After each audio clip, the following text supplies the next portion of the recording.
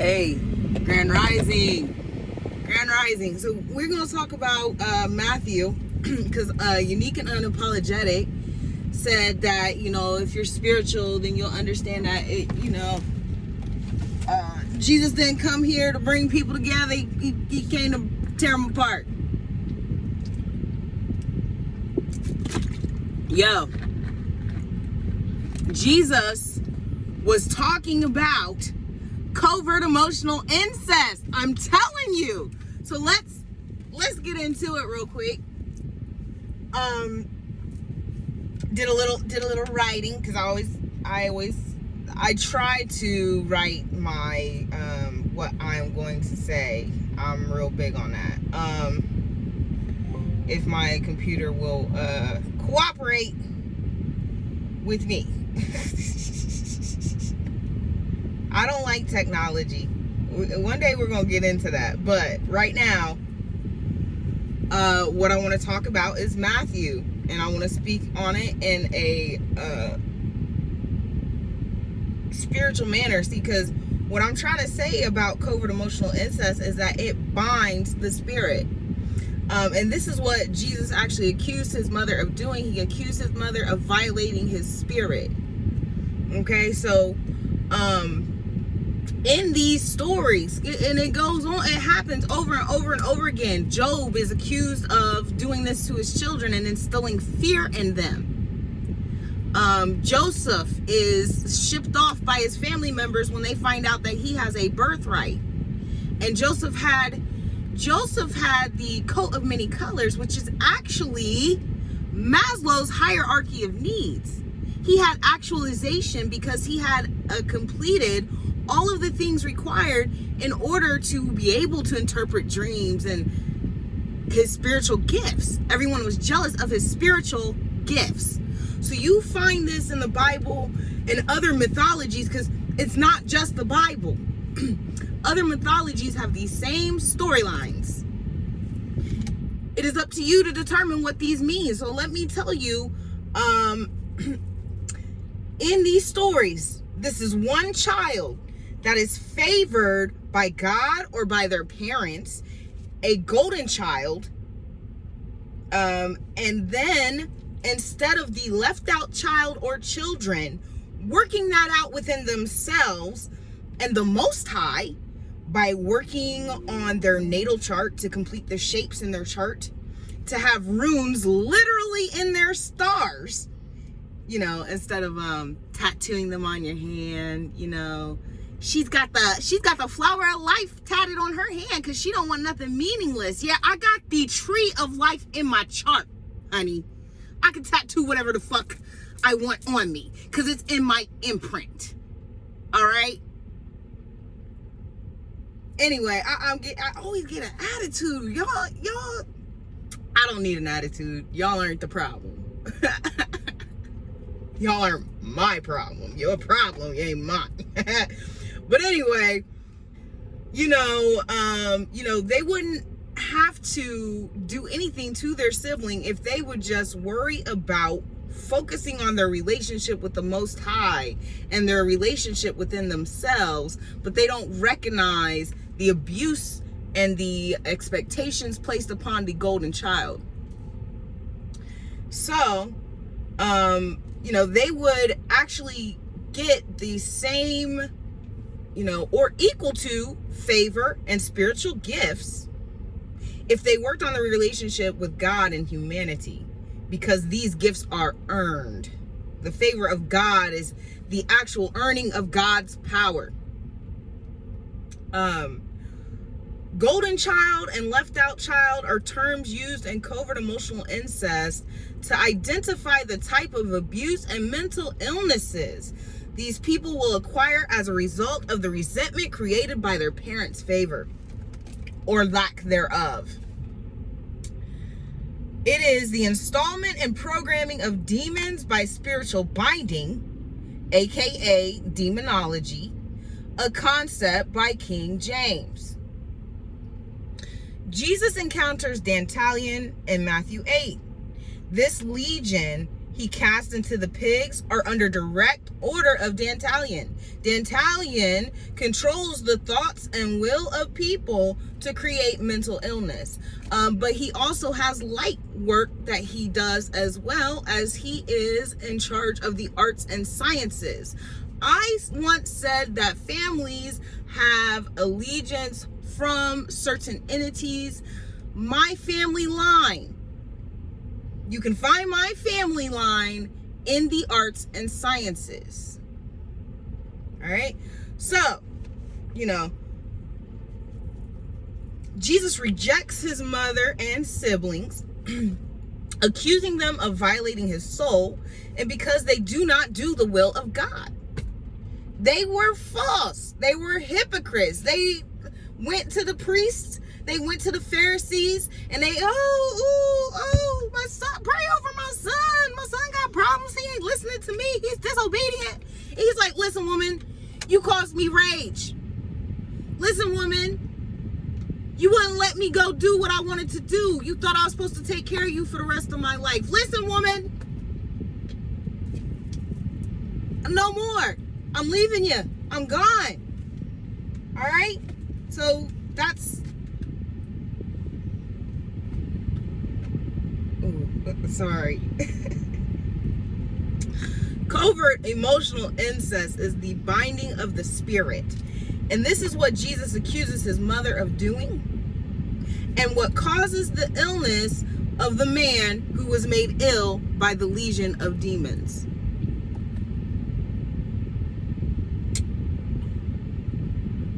AKA the DSM-5. Furthermore, we get into the woes of the Pharisees, and this is everything modern tarot readers are.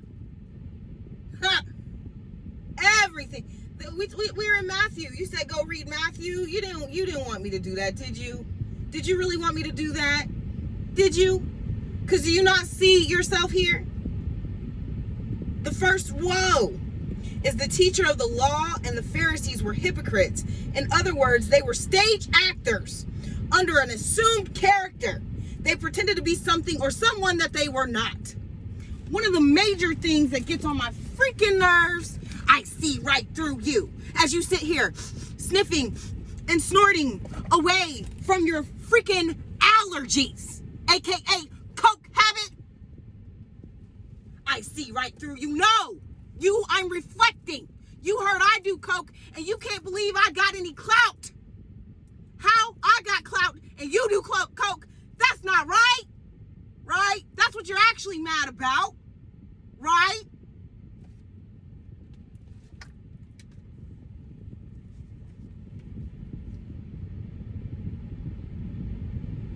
The teachers of the law were scribes who caused a whole lot of trouble for others because of the way they interpreted the law. They were much like the politicians of today, always debating with others, always debating amongst themselves. Y'all don't hear yourself calling each other out? You don't hear that? Hey, and she's using my slogan. She's using my term.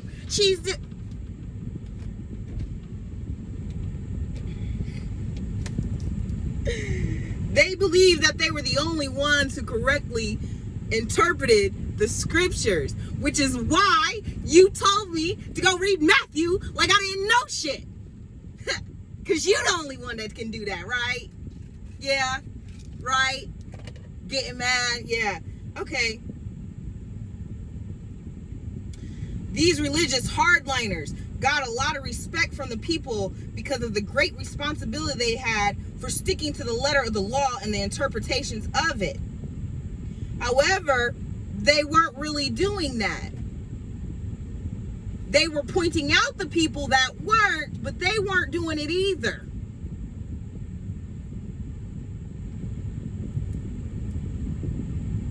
Their main problem was they were so obsessed with the details of the law that they missed the simplicity of the law. They got to the stage where they demanded that their interpretation was right, that their opinion, because opinions are not facts, opinion carried more weight than anyone else's opinion.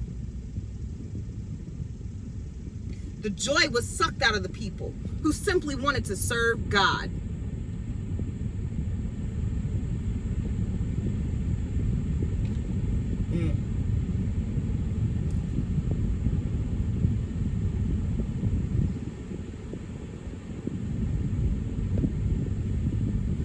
This is from the scriptures, co.uk, I don't know. But I just got, they were spiritual bouncers who were closing the door in people's faces. Honest, sincere people who wanted to serve God and do his will were being prevented from entering in it. So all these binding spells you doing to people to keep them from being able to experience joy because you think they don't deserve nothing. Mommy, my window up. Oh, okay, sorry. Sorry about that. I told you it was gonna be hot. You was the one that wanted to wear long sleeves. And Turn that one off. I gotta roll these windows down. It's hot in here. I'm about to turn the AC off. It's not even working.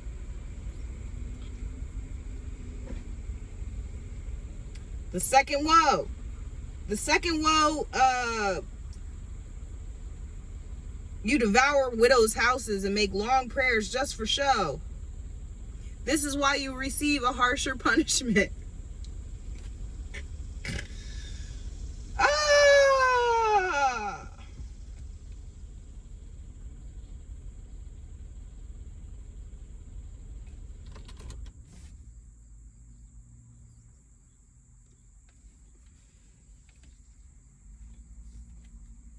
There is nothing more impressive in some people's eyes as a long-winded prayer. Even today, this happens, where Christians treat a prayer like a sermon and they remind God of what he wrote in his word. Now, I know that not all of you are Christians, or that's we're all trying to leave religion, right? But it doesn't stop you from behaving this way in your spiritual journeys.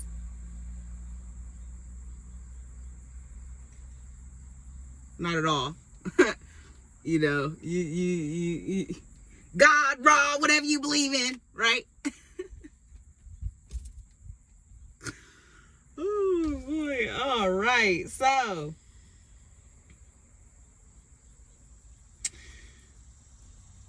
I really get excited. I was told recently I got I am an archetype, Jesus Christ archetype. Yeah, I am.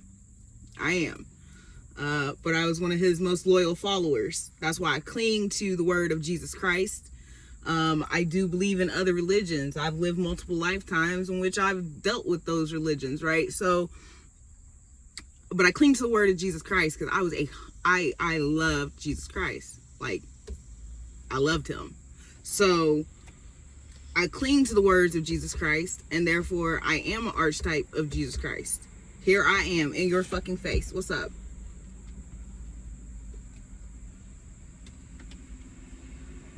And so when I read things that I've been saying to y'all, that I looked at the woes of the Pharisees a while ago because I already saw this shit going down. I saw this shit going down a while ago. But I've never read this article before. And let me tell you what it's about to say. It says, because of their hypocrisy, Jesus tells them that they will be judged and punished with harsher punishment. Why? As God's spiritual leaders, they should have known better. They were full of arrogance, pride. They pretended they were something they weren't. Who have I said this to in the last week? Talking about, pay attention to your channel. You karmic. You're just jealous. No, I don't have nothing to be jealous of. As I said before, I have the runes in my chart. I don't need a tattoo. Okay, I have the tree of life in my chart. I don't need a tattoo. I'm not jealous of nobody. But y'all over here telling people that they're jealous of you instead of taking the lesson because you're so damn arrogant. You about to get your ass sat down. Sat the fuck down. You're going to be in timeout for a long ass fucking time. All right? So,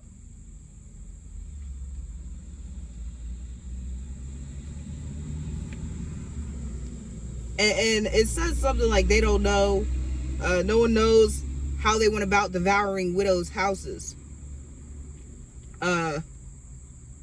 You're being unjust and keeping people from having longevity and success because you're calling out judgment on them. Technically, I'm a widow because the men in my life, like in the Bible times, if you had sex with somebody, y'all was married. If you slept with someone, you were married.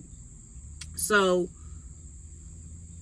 once that person commits adultery, that is a dead relationship.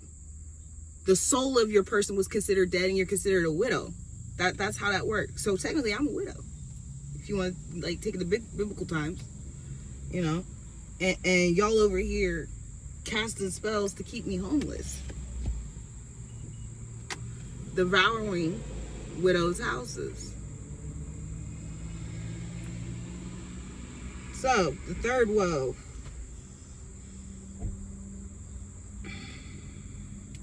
Woe to you, teachers of the law and Pharisees, you hypocrites. You travel over land and sea to win a single convert, and when you have succeeded, you make them twice as much a child of hell as you are. Woe to you, blind guides, you say if anyone swears by the temple, it means nothing. But anyone who swears by the gold of the temple is bound by oath, you blind fools. Which is greater, the gold or the temple that makes the gold sacred?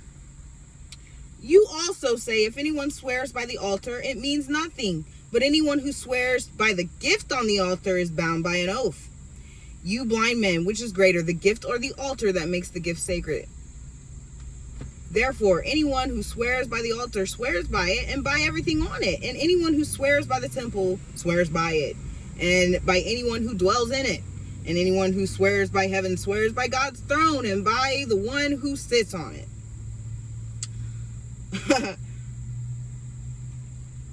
The Pharisees were going everywhere, not to win people over to God, but to win people over to their traditions and interpretations of the law.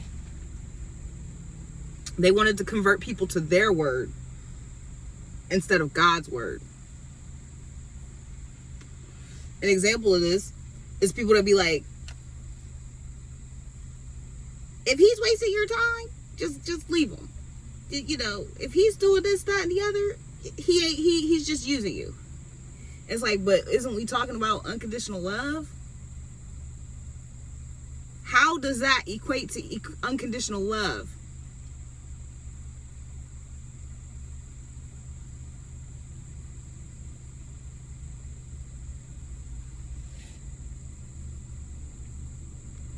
They were converting people to their way of thinking what the law actually says. In other words, it was all about converting people to the traditions of their fathers. So, a great example of this is what me and Mystic got into disagreement about when she said that children are first because her mother put children first, even though that's not right. That is covert emotional incest. You put God first. You put God first. Then you, then your man, and together you and your man, because you're both putting God first, you put the children, they are your first priority after yourselves. You know, and that's what this whole fucking disagreement is about. This whole disagreement is about because I said that ain't the way, and you told me I was a bad mom. Yeah? No. You do Netflix or your games. Just record my video. All right. You just don't go on YouTube. If you go on YouTube, Aaron, I will take the phone.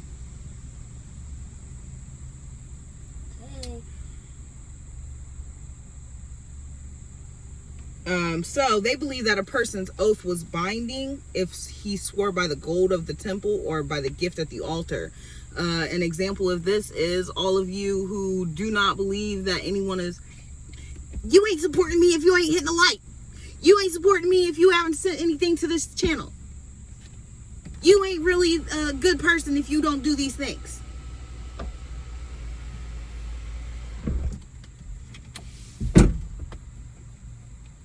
Really. I done told y'all I'm being stalked.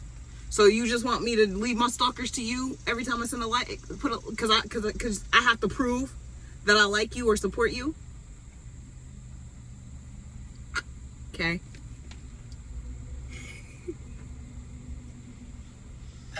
Look at this shit. Look. And you continue to tell me I'm not a twin flame too.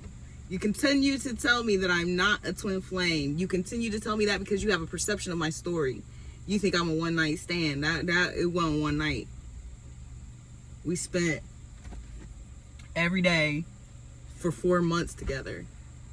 We only had sex a handful of times, but we spent every day for 4 months together. And the next thing that it says on this screen, which is something that I have said that he says to me, is I can't see the forest for the trees.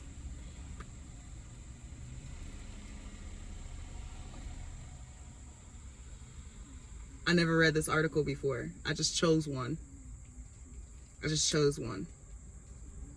But you know, I'm not a twin flame.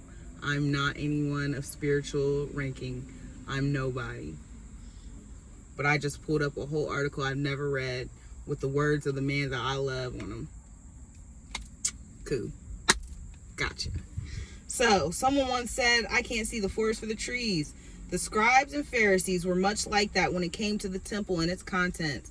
The temple is much greater than gold ornaments within it, and the altar is more significant than the sacrificial gifts laid upon it. And so an instance of this would be African witch bitch. African witch bitch would be like, why you think your spell work's gonna work and you ain't never gave an offering to the Orishas? My body is the temple. When I go out and I do things, that is my offerings to the Orishas. When I'm out here and I'm chasing numbers and animals and insects, I am giving an offering to the Orishas. I don't have to do that at my altar.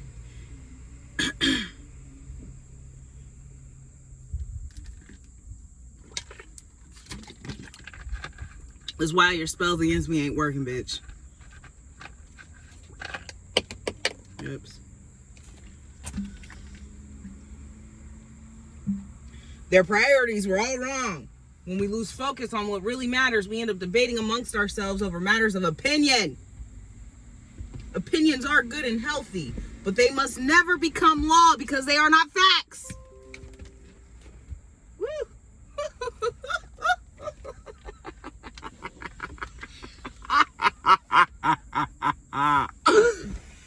All right, so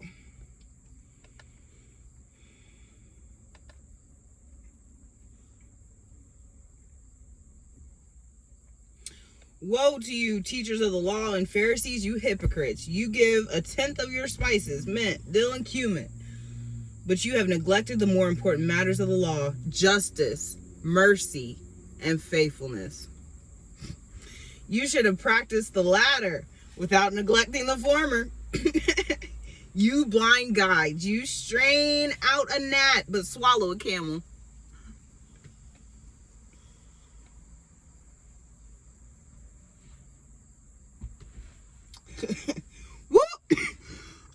This article is on 10, honey. I'm telling you. Because, oh, God. I just literally just said this to somebody. Literally. I think it was just me, Goddess 23 or something. I don't know how her name goes. Same as Mia. She don't know. Whatever her name is.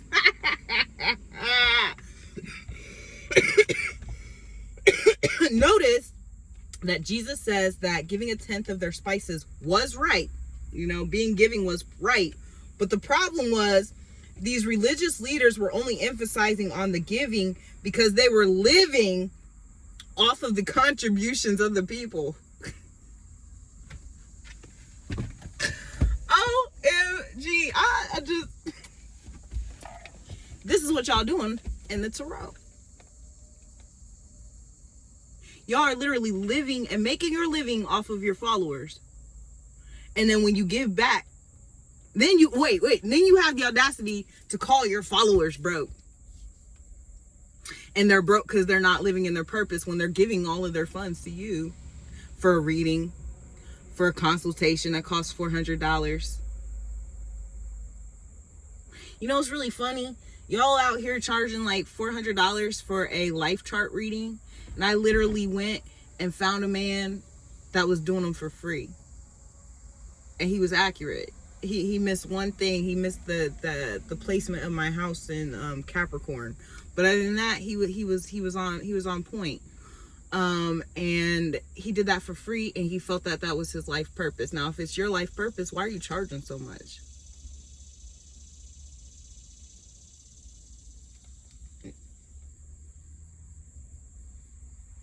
So, in doing so, they totally neglected the more important matters of the law, like justice, mercy, and faithfulness.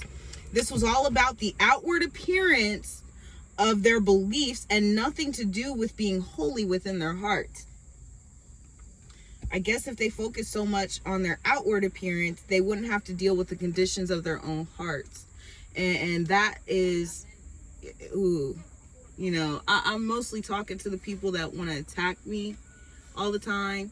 Like Mystic Beauty posted, I'm happy because she had this.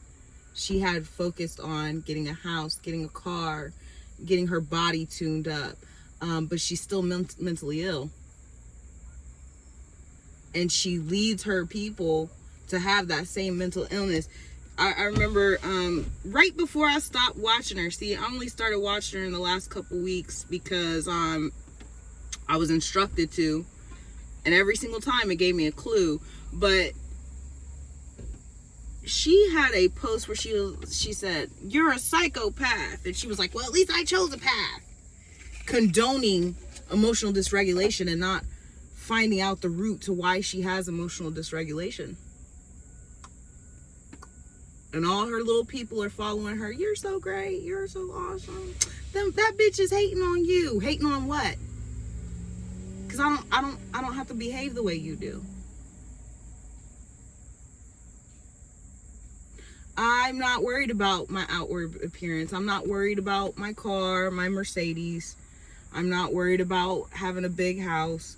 I'm a minimalist. I was forced into minimalism, but I'm okay with that. And it does not make any statement to how I am spiritually. It doesn't, the outward stuff doesn't have anything to do with the inward stuff. And a lot of you do that. All your possessions somehow equal spiritual ability. Anybody can work. Anybody can slave. Anybody can get someone to give them money, which is what most of you are doing. And getting upset about how you just a hater if you ain't liking my shit. You just a hater if you ain't supporting my shit. And look how much I give back, but you didn't. It's not your money to give back.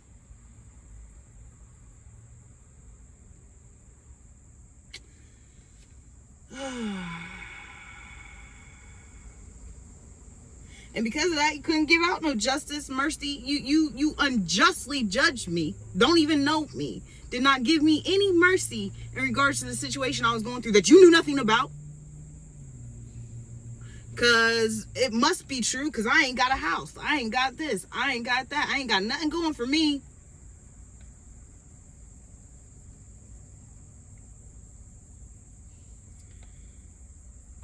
By the time Jesus came on the scene, if the Jews found any kind of small insects in a glass of milk or water, it would have been filtered out.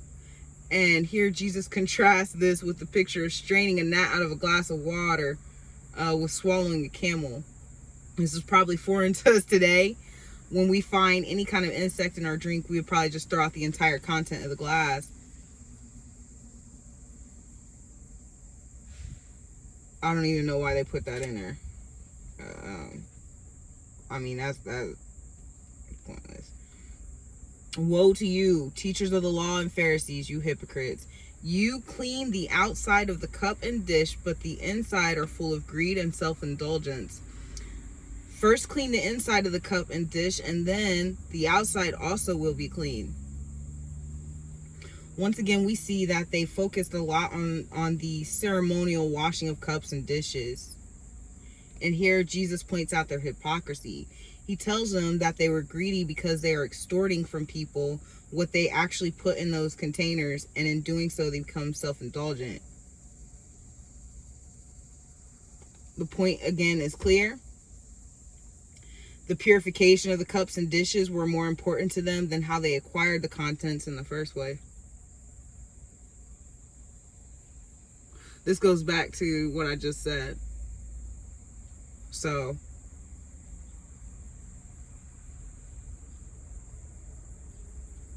they robbed widows and orphans. They dealt deceitfully, defrauded in money changing, and dishonored moral precepts of the law. By the way, I know who's doing this scam stuff on the tarot readers. I know who's doing that.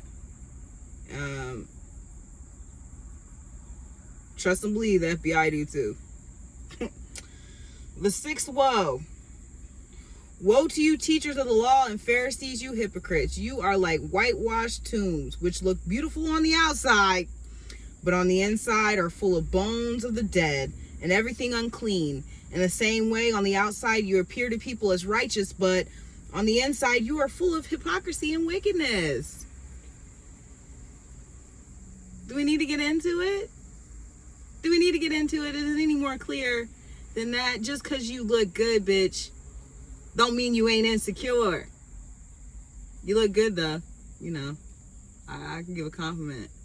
It don't mean you're not insecure. And then you run around, you tell people the girl that don't look good must be jealous of you. And I do look good, though. But because my skin ain't clear, I'm not well. And, you know, the teachers of the law and the Pharisees like to keep their tombs in order and look good to the eye, but they have many hidden secrets.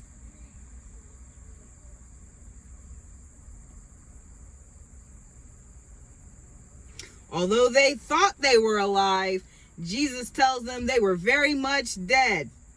They were spiritually dead. And the seventh woe, woe to you, teachers of the law and Pharisees, you hypocrites. You build tombs for the prophets and decorate the graves of the righteous. And you say, if you had lived the days of your ancestors, we would not have taken part with them in shedding the blood of the prophets. So you testify against yourselves that you are the descendants of those who murdered the prophets. Go ahead then and complete what your ancestors started. In the seventh and final woe, we find Jesus calling them hypocrites once again. I'm sure this must have enraged them by this time, and I'm sure the plot to kill Jesus was already underway.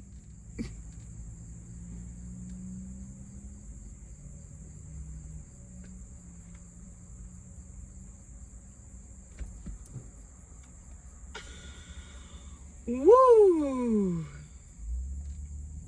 Jesus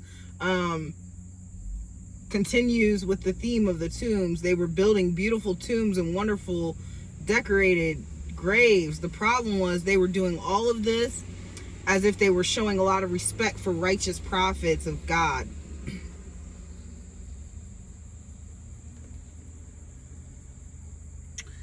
We're killing Jesus because we believe in God. We're killing Ashley Harris. We're going to kill Ashley Harris because we believe in the ways of God, and what she's doing is not right.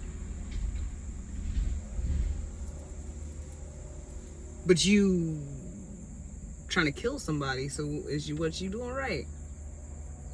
You know,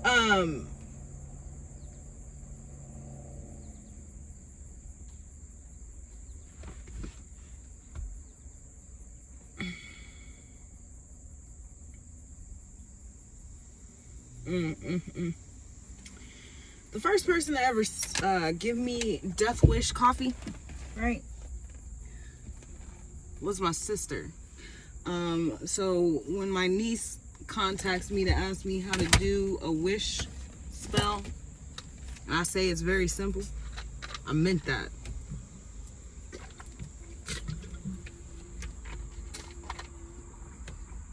She did that.